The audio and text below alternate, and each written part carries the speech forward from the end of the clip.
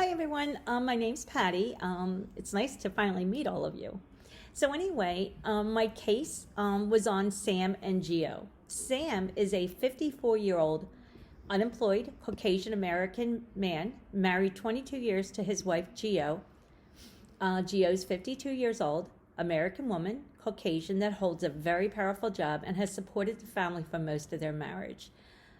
Sam was separated when he met Gio. He had a 4-year-old son, and he fought through a custody battle, which was messy. However, he did win. This is all through their engagement time. Gio and Sam lives in a gated community in the outskirts of Philadelphia. Sam has been unemployed throughout his marriage to Gio.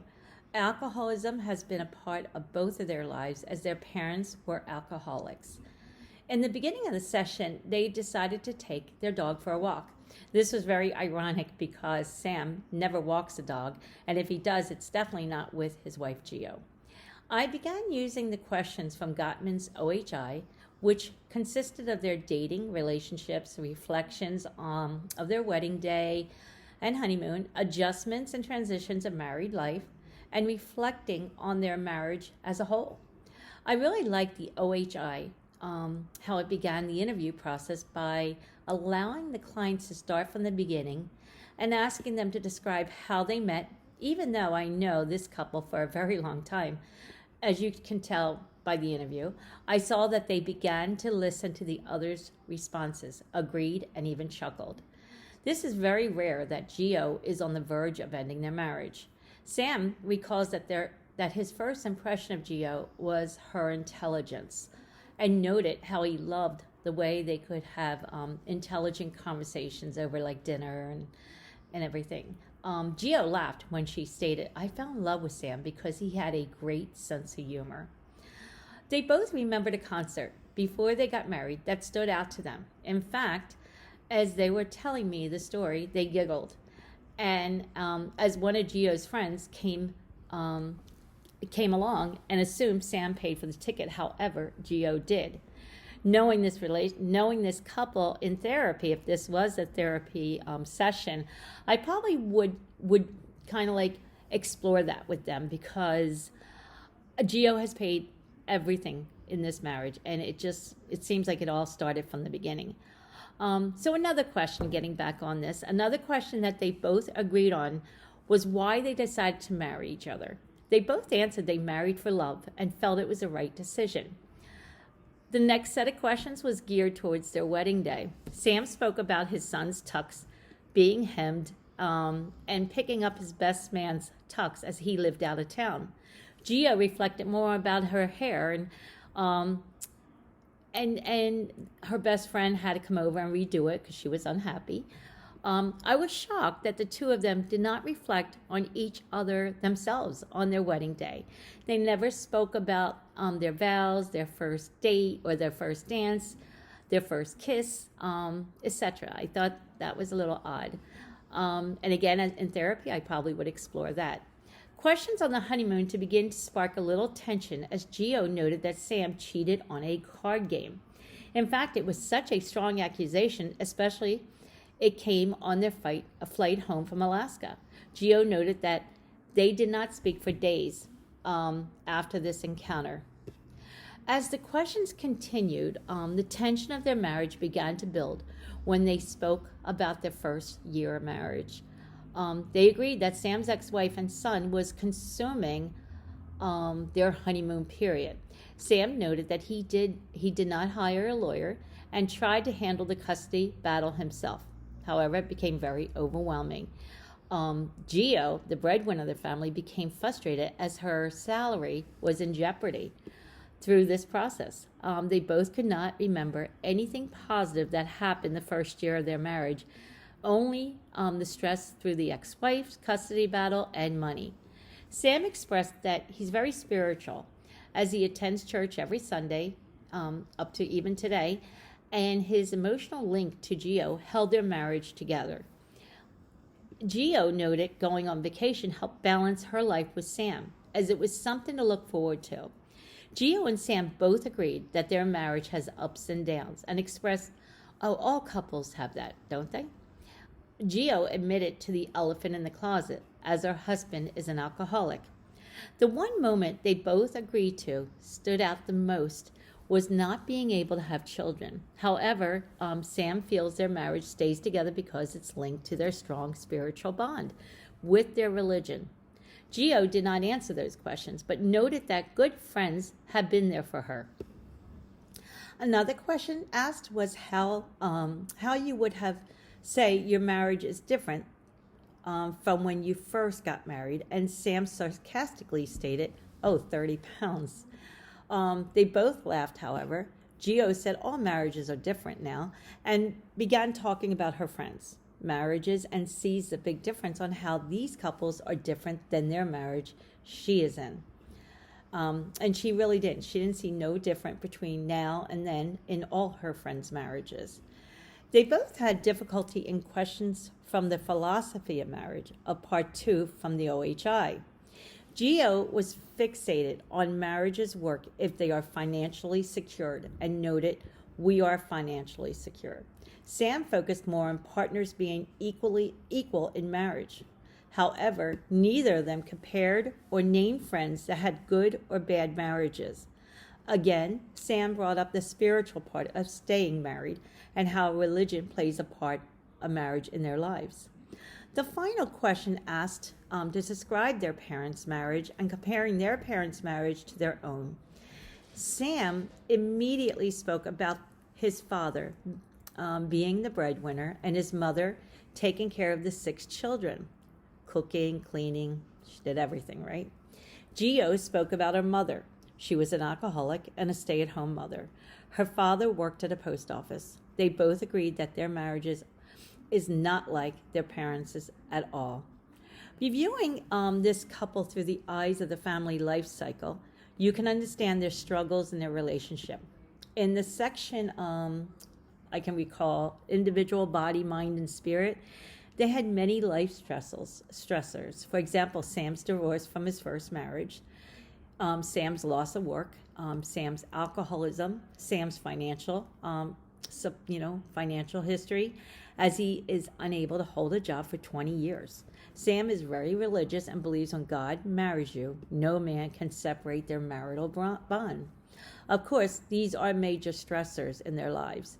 Gio's has stressors too. For example, money is important to Gio, and knowing that she has supported Sam throughout their marriage, she is frustrated about that. In addition, Gio took care of a mother who was an alcoholic, and seeing her same pattern of taking care of a husband is another stressor for Gio to deal with. Another stage of the life cycle that clinicians need to focus on is family, immediate, extended, and informal kin. In this life cycle, which Gottman noted is the most significant in family relationship. Sam's father and Gio's mother were both alcoholics. Sam was the only son of 6 children. So his father was an overachiever and provided for his family, giving them anything they wanted, and he died knowing that Sam laid on the couch and drank every day. Sam's sister cut Sam off years ago and have no relationship with him. Gio grew up in an abusive household where her mother was physically abusive to Gio, her brother, and her dad, and many of their family and friends do not invite them to gatherings as Sam's behavior is inappropriate and Gio is embarrassed to be even with him. The first goal I would do in counseling Gio and Sam, I noted in my report, would decrease one of the 4 horsemen. In fact, the one I probably would work on first is a criticism. According to Gottman, he even noted that criticism is a negative reaction that couples do to each other that causes unhealthy relationship. Gio is constantly criticizing Sam to the point that it's becoming verbally abusive. A therapist seeing this could help them to build a love map that helps them to understand their partner's world. Another goal for counseling would decrease stonewalling between the two of them. So the therapist in session could educate them on the 7 principles of Gottman's method and explain how the masters of relationships turning towards one another during conversations will equal happiness, right? So the reason why I chose the Gottman method for Geo and Sam's goals are they make sense to me. As I was learning all the principles of Gottman's methods, I will incorporate their findings into my own private practice. I enjoy their book on the 10 principles of doing effective couple therapy. In addition, I have watched a few of these videos explaining their research. I was very impressed with the Gottman's findings, and I'm kind of like taking the Gottman pill, right? Because I really do think it probably would work for me. So Geo and Sam, if you're looking at the multicultural part of it, they both identify as a married middle class SES, Caucasian men and women that is spiritual. Sam attends church weekly. Geo only attends on holidays. Working with this couple, they may experience fears and beliefs from their Catholic religion if divorce comes into play. Geo is beginning to look for places to live, whereas Sam believes that God united them as one no man can divide. So my own self-reflection on my own case after all this was over, as for me, I do a lot of group counseling. I do individual counseling. However, my practice is mainly based with children and adults on the autism spectrum disorder. This is my first time working with a couple, and I loved how this assignment was designed to work with a couple, even though they were my friends, and to get comfortable asking questions to two individuals. I have to say I was a bit nervous, as Geo has been my friend for many years. I would not even thought to ask or refuse to give her questions ahead of time, which she wanted because she's a controller. I read over the questions many times. I made remarks in the margins to stay focused during my audio session with them. Knowing Sam and Geo for many years, I thought they would give me short answers. And honestly, I was shocked how they went deeper into the conversations. The audio lasted 30 minutes, which I noted to them earlier it must be approximately 15 minutes long. Geo even stated ahead of time, 15 minutes, that's crazy. I can't talk to Sam for more than a minute in the same room. So when I first began this session, I noted that they were taking their dog for a walk, and Geo never walks a dog with Sam, so I got the impression that she was a bit nervous. Anyways, I loved how the questions began. I thought it eased into their marriage perfectly. In the beginning, they were giddy and seemed happy, which is not a style at all. I never see that in them anymore. I really enjoyed listening to their stories of meeting each other. It brought back a lot of good memories. It truly was a fun time in their lives. Their tone, though, was happy, as lately all I hear the two of them do is fight.